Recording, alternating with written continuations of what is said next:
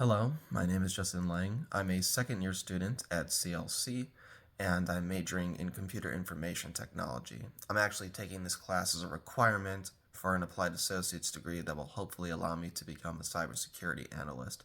Today I'll be giving my introductory speech to share a bit of information about myself and hopefully allow the rest of you to understand me a bit more. The topic I've chosen to discuss is what my favorite book and/or author is. Now, this isn't a hard question for me to answer because I actually do have a favorite book, but I thought I'd take this time to give a few of the books that I've enjoyed over time. When I was really young, my favorite book was The Phantom Tollbooth by Norton Juster. There's just something very imaginative about this book. I remember in particular there's a chapter where the main character is in a land without sound, except for one castle where he's allowed to speak, and he decides to stop himself mid-sentence in order to capture the word inside of his mouth, and then uses ammunition to destroy the castle and return sound to the land. Now, obviously, this is very far-fetched, but I was a kid, so I thought that this was something you could actually do, and I would constantly try to say words but stop myself halfway so I could catch it in my mouth and then open it and hope that the word would come out, which obviously would never happen because that's not how words work. But it was just a fun pastime. As I grew up, however, my interest changed. I started to get into horror and began reading the Skeleton Creek series by Patrick Carman. I don't think the writing in these books are all that great. However, I do think that it had a very unique twist to it that has stuck with me, which is that every few chapters you would have a keyword that you would have to put into a website, and it would play a pre-recorded video that would further the story. The story was about these two kids trying to investigate somebody who died in a steel mill and is supposedly haunting the place. And I do think it's actually still creepy to this day. When I was in junior high school, I began reading the Ranger's Apprentice series by John Flanagan, and I think the series is still excellent to this day.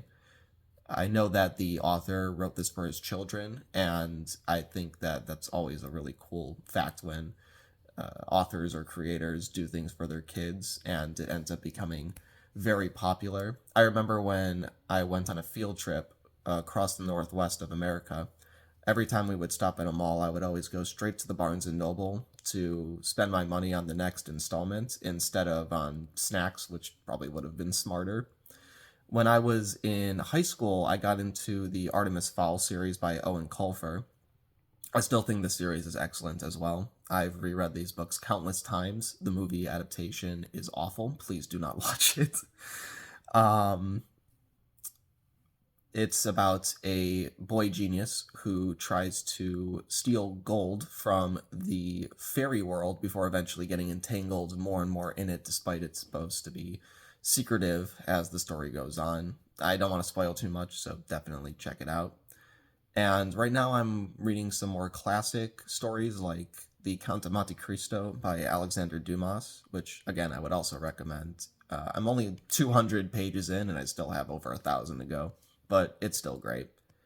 As for my absolute favorite, however, I would have to say it's The Alchemist by Paulo Coelho. I hope I'm pronouncing that name right.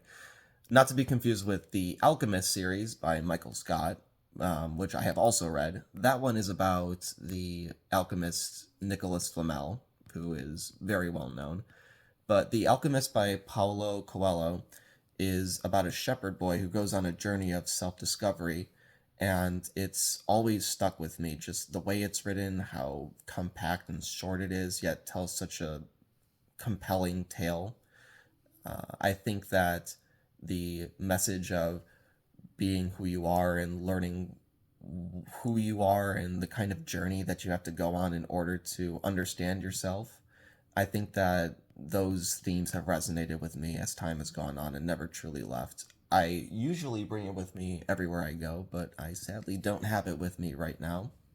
But if I were ever to have come into class physically, you would definitely see me reading it every now and then.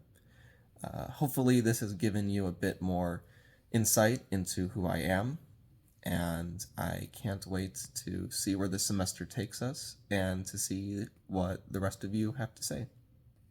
Bye.